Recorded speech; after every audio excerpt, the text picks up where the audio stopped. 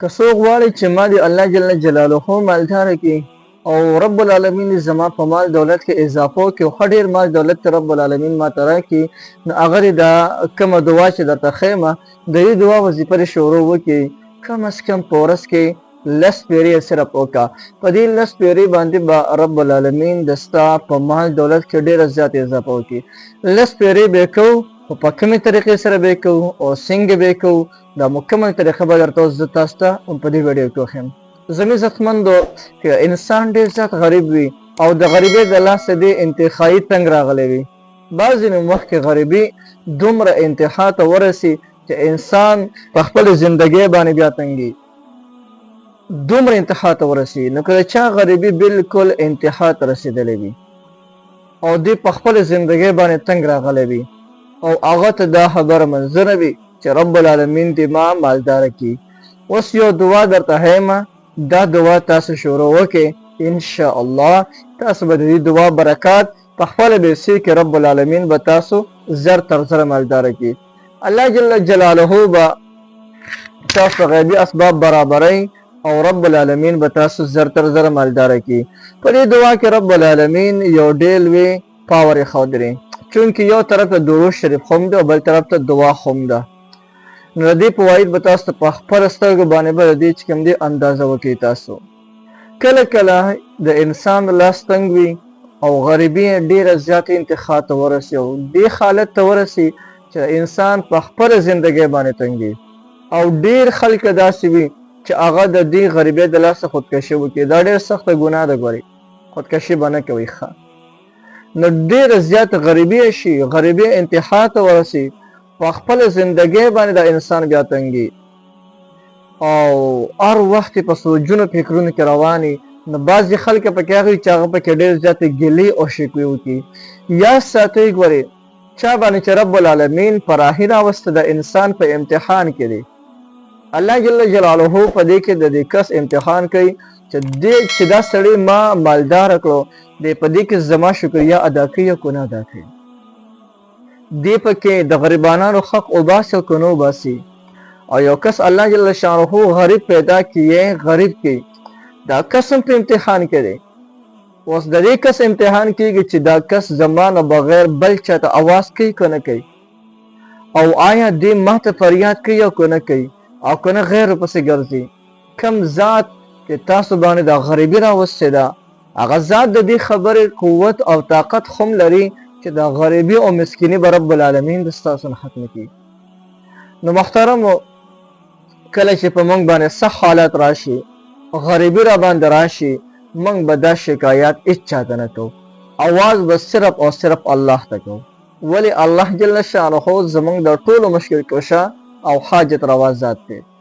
او ته چې د چا نه سوال کوې، د چا نه تمه کوې، هغه کس په خپله الله جل شانه ته محتاج دی او هغه کس په خپله د الله جل شانه نه تمه کوي.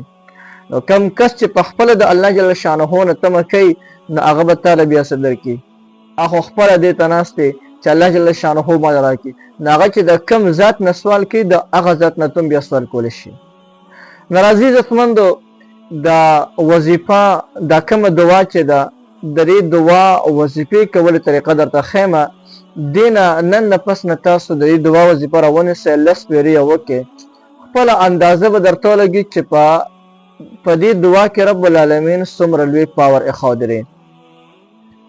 د دې دعا سره به تاسو 15 واړه وخته مونځ په پابندۍ سره کوئ. کله چې تاسو دا وظیفه کوئ، نو 15 واړه وخته مونځ به تاسو لازما پابندۍ سره کوئ. او د هر فرض مونځ نه پس به دا وظیفه چې دا کوم درته ښیمه، دا به 10 کرته به تاسو کوئ، 10 کرته.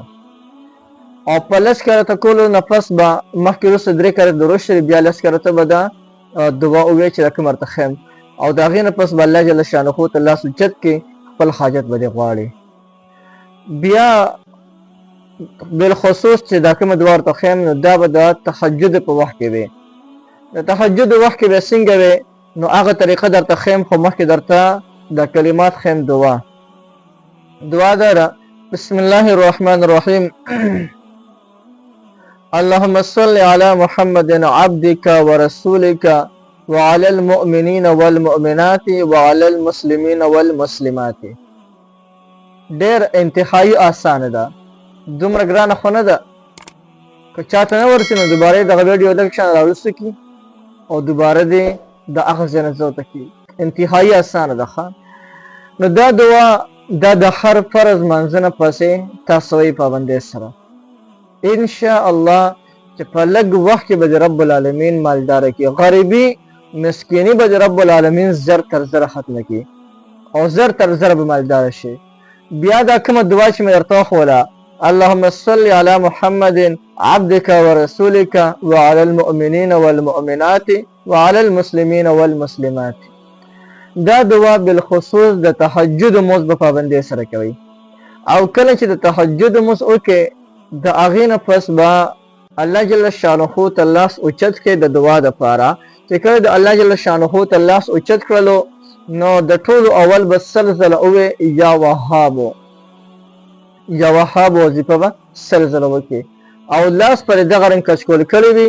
د هغې نه پس به لس کرته دا وظیفه وکړې، اللهم صل على محمد عبدك ورسولك وعلى المؤمنين والمؤمنات وعلى المسلمين والمسلمات.